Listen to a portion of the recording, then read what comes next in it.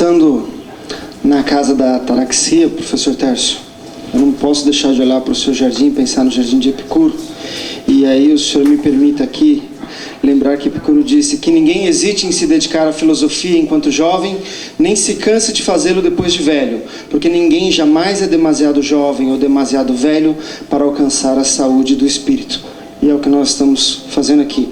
Agradeço ao senhor pelo convite, agradeço à professora Sônia, e chamo a Sônia aqui de professora, porque cada vez que venho a Ilhabela, aprendo com ela lições de vida que fortalecem os meus laços de família.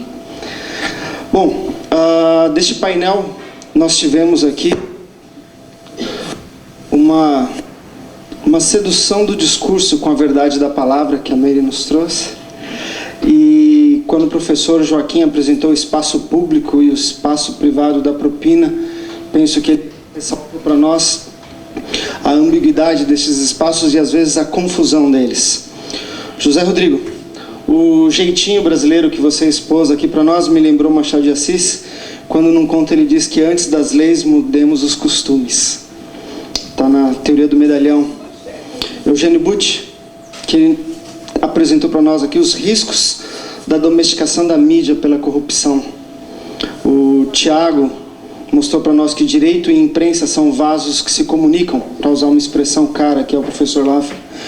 João Maurício Deodato, só tenho a agradecer pelo sentido retórico da ética realista que ele nos trouxe nesta tarde. E Torquato, perdoe-me pela esmola que já foi dada por mim tantas vezes. Alan propiciou a nós aqui o diálogo entre o psicanalista e os juristas. E acrescento eu, que sempre fui um admirador da amizade do professor Tércio com o professor Laffer, que fiquei encantado em rever o diálogo do professor Tércio com Alan no carro, na vinda. E isso confirma como a amizade é algo fundamental para o ser humano. O Alan falou que quem tem as coisas vai para Ilha de Caras, e eu penso comigo que quem quer ser alguém tem que vir para Ilhabela. E o Márcio, na sua fala agora, me lembrou um autor que também é muito do gosto do professor Laffer, e permitam-me aqui o trocadilho, O obstáculo da corrupção ele pode ser superado pela transparência, tão importante nos estudos do nosso Eurico. Bom, eu trouxe um paper aqui sobre a formação do cidadão e a ética na administração pública, professor Tércio, mas como o cheiro dessa comida deliciosa já está no ar, eu gostaria de me limitar aqui a pensar duas coisas. Este quadro nosso atual, que diz respeito à corrupção, mas também diz respeito à ética, que é dela que nos valemos como valor fundamental, já foi sintetizado num artigo recente pelo professor Celso, que fala de uma herança maldita, e que mostra o que eu chamaria aqui de vasos comunicantes entre ilícitos, como enriquecimento pessoal e desvio de recursos públicos para projetos de manutenção e aquisição de poder. Assim como nós também podemos lembrar aqui rapidamente que o senhor já escreveu sobre isso, a corrupção ela tem a ver com percepções sociais. E hoje, penso eu, mais do que nunca, a sociedade brasileira ela percebe, mesmo no menor jeitinho de José Rodrigo, a presença dessa corrupção. Sobre a ética, eu pensei aqui e resgatei um texto do João Maurício Deodato, que vai falar sobre a verdade sobre a palavra. E para todos nós aqui com formação jurídica, a ideia de mores, a ideia de ethos, ela sempre está muito presente.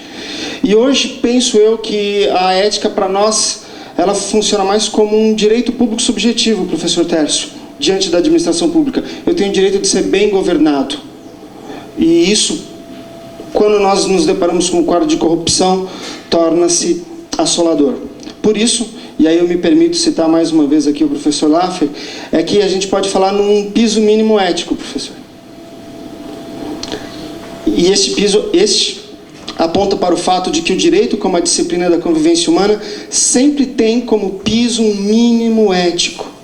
O princípio da moralidade é a cobertura axiológica da boa-fé e da confiança que nós, administrados, temos naqueles que nos governam. E no que diz respeito à cidadania, a referência àquele conceito tão bonito de direito a ter direitos, que a Hannah Arendt nos traz, me faz pensar, e isso já foi mencionado hoje pelo Alan, que aqueles que um dia foram considerados como refúgio da terra, hoje acabam se tornando refúgio do mar, Alan, como a gente tristemente pode acompanhar pela mídia, pela imprensa, como diz Eugênio. E por fim, lembrando que a cidadania tem uma base constitucional tão bonita, como o professor Técio já identificou uma vez, no preâmbulo da Constituição. Por meio dos valores enumerados no preâmbulo, deve-se entender, em suma, que a Constituição de 88 tem uma exponencial preocupação em traçar o espaço da cidadania em termos de supremacia do valor síntese da dignidade humana. E é isso que nós falamos na condição de cidadãos. Duas pessoas falaram durante o seminário, professor Técio, da importância da educação. Eu quero ser a terceira, mas não vou falar em educação, vou falar num termo que o senhor conhece como Bildung, que tem a ver com paideia, que tem a ver com esta formação tão cara, tão importante, que vai extrapolar em muito o mero processo educacional nosso. E essa paideia, diria eu, deve ser uma paideia política, que propiciaria a cada cidadão brasileiro esta consciência do seu lugar no mundo. Esse estar entre homens, este agir político, ele precisa desta consciência. E, abreviando aqui as minhas palavras, eu gostaria apenas de lembrar o poeta Manuel de Barros, que ao buscar na sua primeira infância o tempo da descoberta das coisas importantes, ele disse: acho que o quintal onde a gente brincou é maior do que a cidade. A gente só descobre isso depois que é grande. A gente descobre as coisas, há de ser medido pela intimidade que temos com as coisas, há de ser como acontece com o amor. Que a nossa intimidade com o direito e com a democracia possa fazer com que a corrupção fique bem ao longe. E depois de fazer esse estudo aqui sobre a ética, sobre a moral, eu gostaria apenas de dizer, como disse meu amigo Eurico, né, que haja mais amor e quem sabe menos moral, talvez. Obrigado por tudo. Muito obrigado, Herbert. Nós praticamente chegamos ao fim. Não, porque ainda falta o almoço.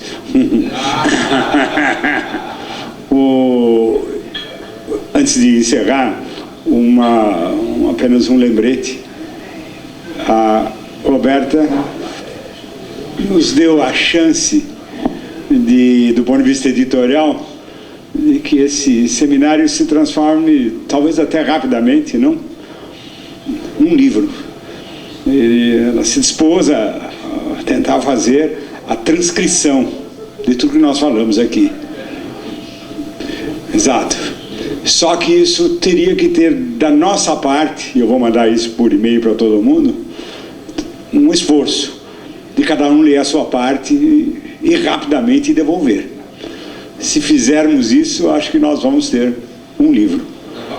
Não?